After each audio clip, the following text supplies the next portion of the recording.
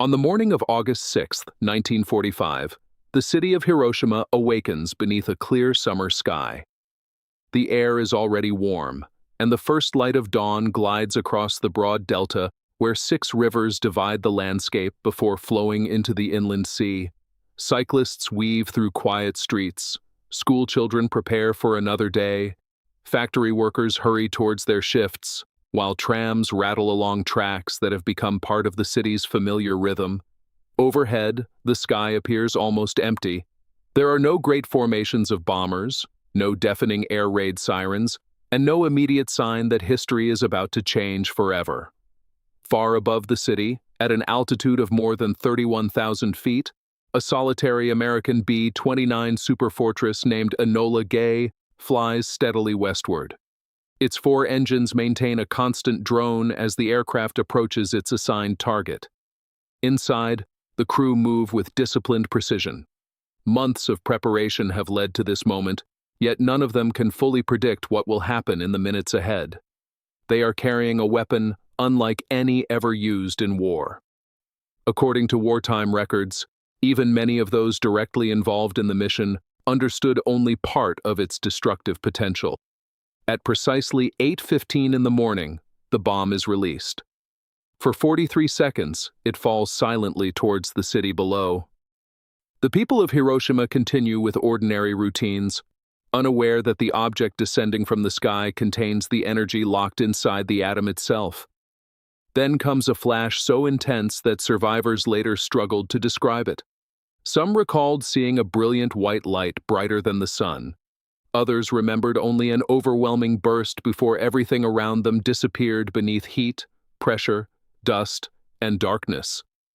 Within seconds, buildings collapse across the city center. A tremendous shockwave races through streets and neighborhoods, flattening wooden houses and shattering reinforced concrete structures. Temperatures near the point of detonation reach levels comparable to the surface of the sun, although only for an instant. Fires ignite almost simultaneously across wide areas of Hiroshima, merging into an immense firestorm that consumes everything combustible in its path.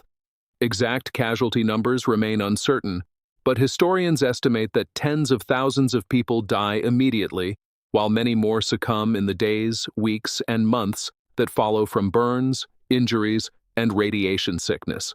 The destruction is almost impossible to comprehend. An entire modern city has been transformed in less than a minute. Yet this is not simply the story of a single bombing. It is the culmination of decades of scientific discovery, years of global conflict, and one of the most secretive engineering projects ever undertaken. 3 days later, another Japanese city, Nagasaki, will experience a similar catastrophe under different circumstances, bringing the world into a new and deeply uncertain age. These 2 moments would become inseparable from the end of the Second World War. They would influence international politics, military strategy, scientific research, and ethical debate for generations to come. The mushroom clouds rising above Hiroshima and Nagasaki did not merely mark the destruction of 2 cities, they signaled the beginning of the nuclear era, an age in which humanity possessed the power to reshape civilization or to destroy it entirely.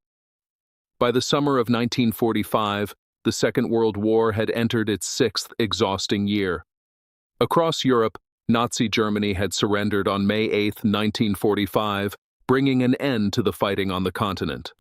Celebrations erupted throughout Allied nations, yet the conflict in Asia and the Pacific showed little sign of ending.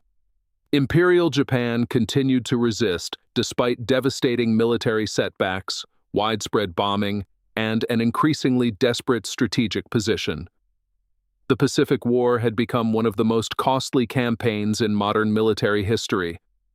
Allied forces advancing island by island encountered determined Japanese resistance that frequently continued until defenders were killed or rendered incapable of fighting. Battles such as Iwo Jima and Okinawa demonstrated the extraordinary human cost of invading heavily defended positions. At Iwo Jima, which lasted from February to March 1945, nearly 7,000 American personnel were killed, while most of the island's Japanese defenders also lost their lives. Okinawa proved even more devastating. According to wartime reports, more than 12,000 American service members were killed, while Japanese military losses and civilian casualties reached well into the hundreds of thousands. Exact figures continue to be debated by historians, but the scale of suffering left a profound impression on military planners. Meanwhile, Japan itself faced relentless pressure. American submarines had severely disrupted maritime supply routes, creating shortages of fuel, food, and raw materials. Strategic bombing by B-29 superfortresses had destroyed large areas of numerous Japanese cities using conventional high-explosive and incendiary weapons. The firebombing of Tokyo in March 1945 alone caused destruction on a scale comparable with some of the war's largest conventional air raids. Yet despite these losses, Japan's government had not accepted the Allies' demand for unconditional surrender. Allied leaders therefore confronted an immensely difficult question. An invasion of the Japanese home islands, planned under the codename Operation Downfall, promised to be the largest amphibious assault ever attempted. Military planners anticipated fierce resistance not only from Japanese armed forces, but also from civilian defense organizations preparing for invasion. Estimates of potential casualties varied enormously. Some contemporary projections suggested hundreds of thousands of Allied casualties, while later historical assessments have produced a wide range of figures. There has never been universal agreement regarding how many lives an invasion might ultimately have cost. At the same time, another project, hidden from public knowledge and protected by extraordinary secrecy, was approaching completion. It had begun years earlier from fears that Nazi Germany might develop an atomic weapon first. Although Germany had now surrendered without producing such a device, the research continued at remarkable speed. Deep within laboratories, factories, and isolated desert testing grounds, scientists and engineers were preparing to unleash a force unlike anything the world had ever witnessed. Their work would soon confront political leaders with one of the most consequential decisions in human history. Long before a single aircraft crossed the skies above Japan carrying an atomic bomb, the foundations of the weapon had been laid in laboratories far removed from the battlefields of the Second World War. The story began not with soldiers, but with physicists seeking to understand the hidden structure of matter. During the 1930s, discoveries by scientists across Europe gradually revealed that the atom, once believed to be indivisible, contained enormous stores of energy. In December 1938, German chemists Otto Hahn and Fritz Strassmann observed the splitting of uranium atoms during laboratory experiments.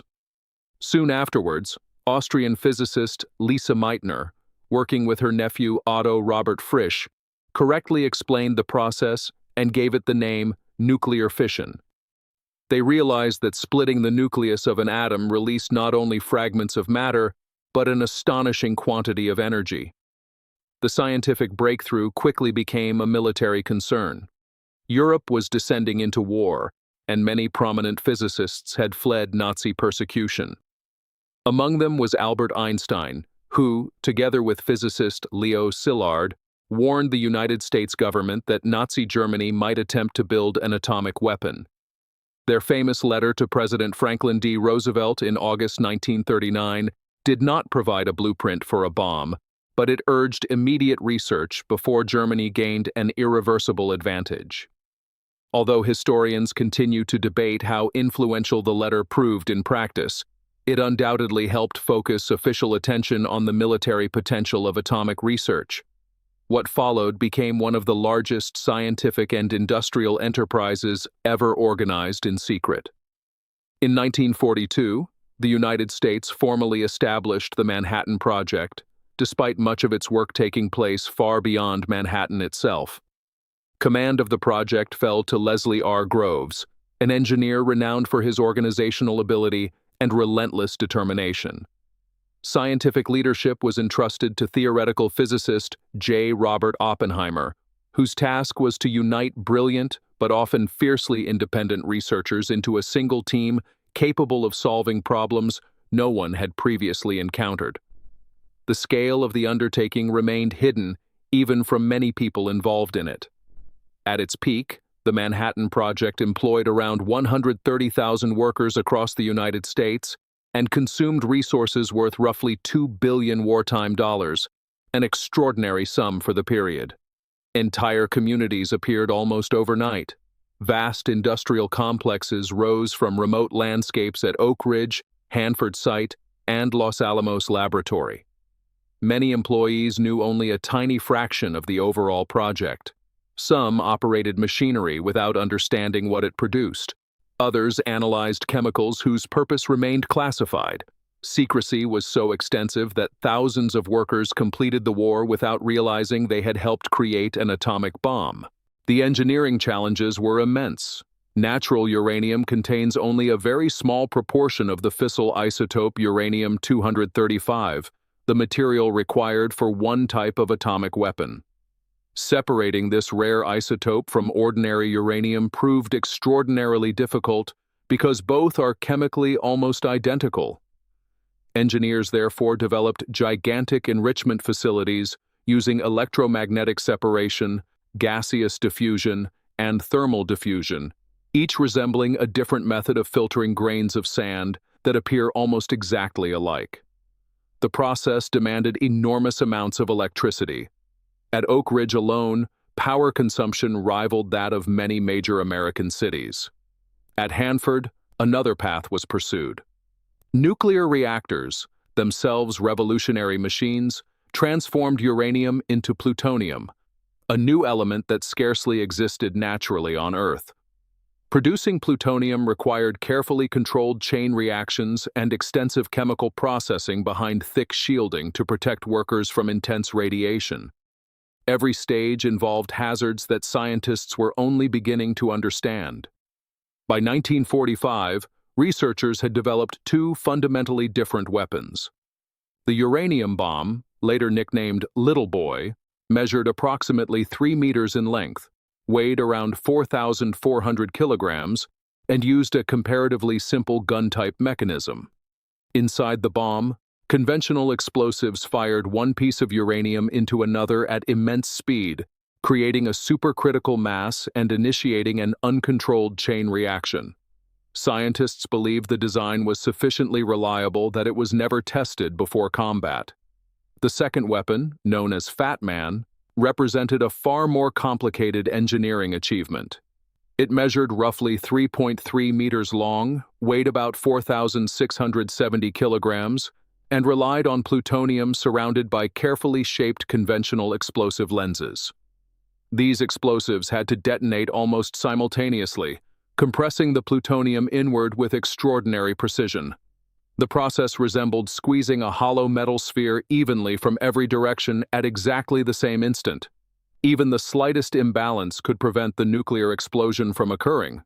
Confidence in the implosion design only came after the Trinity test, conducted on July 16, 1945, in the desert of Fwy, White Sands Missile Range. Before dawn, scientists and military observers watched from protected positions as the world's first nuclear device exploded. The resulting flash illuminated mountains many kilometers away before a towering mushroom cloud climbed into the atmosphere. Witnesses described colors shifting from brilliant white to orange and purple as an expanding fireball transformed the desert floor into glass-like material later called trinitite. According to surviving accounts, even experienced scientists struggled to comprehend what they had witnessed. Some celebrated years of successful work, while others immediately recognized that humanity had entered a profoundly different age. Within weeks, specially modified B-29 Superfortress aircraft of the 509th Composite Group prepared for operational missions from the island of North Field. Every component had been checked repeatedly. Every calculation had been verified. The technology that had existed only as theoretical physics less than a decade earlier was now ready for war. No nation had ever possessed such destructive capability. No military commander had ever faced the decision of whether to use it. The next stage of the story would unfold not in laboratories or factories, but over two Japanese cities whose names would become permanently linked with the dawn of the nuclear age. In the early hours of August 6, 1945, the specially modified B-29 Enola Gay departed from Northfield carrying Little Boy. Commanded by Paul W. Tibbets, Jr., the aircraft was accompanied by two additional B-29s, tasked with recording the mission and gathering scientific data. Weather reconnaissance aircraft had already surveyed potential targets, including Hiroshima, Kokura, and Nagasaki. Hiroshima was selected because cloud cover was minimal, and the aiming point could be identified clearly from high altitude. As the aircraft approached its target shortly after 8 o'clock in the morning, life below continued with little indication of what was about to unfold. Hiroshima had experienced relatively limited bombing compared with many other Japanese cities. Historians believe this was partly because it had been preserved as a potential atomic target, allowing military planners to evaluate the weapon's effects more clearly. Consequently, much of the city's infrastructure remained intact,